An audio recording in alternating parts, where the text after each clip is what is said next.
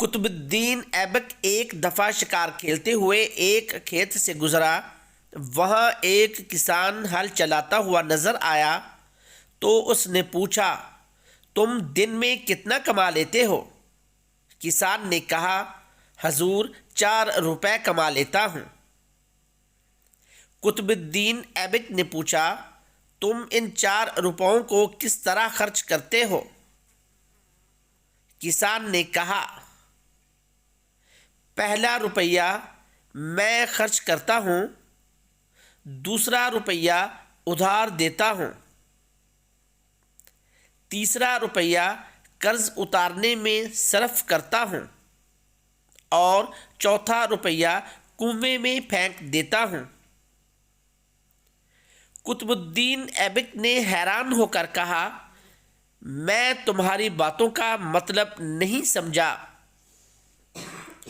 کسان نے وضاحت کرتے ہوئے کہا، پہلا روپیہ خود پر اور اپنی بیوی پر خرچ کرتا ہوں، دوسرا روپیہ بچوں پر خرچ ہوتا ہے تاکہ جب میں بوڑھا ہو جاؤں تو وہ مجھے کھلا سکیں، تیسرا روپیہ اپنے والدین پر خرچ کرتا ہوں، انہوں نے بچپن میں مجھے پالا تھا، اور چوتھا روپیہ میں خیرات کرتا ہوں اور دنیا میں اس کا اجر نہیں چاہتا۔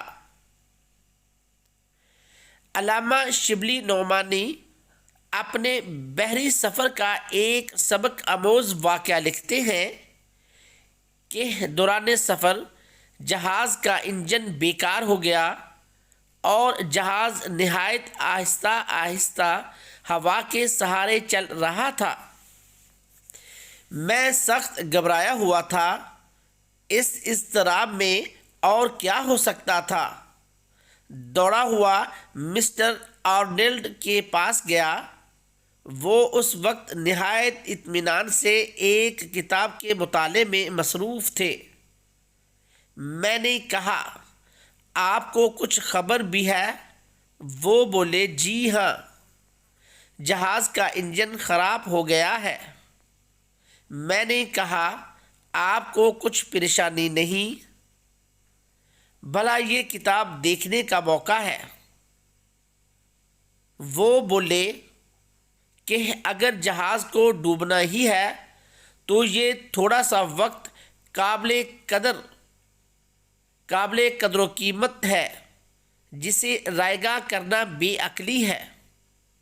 ان کے استقلال اور ہمت سے مجھے اطمینان ہوا۔ 8 گھنٹے بعد انجن درست ہوا اور جہاز پہلے کی طرح چلنے لگا۔ شتر مرغ 20 سے 30 انڈے دیتا ہے، پھر ان کے 3 حصے کرتا ہے۔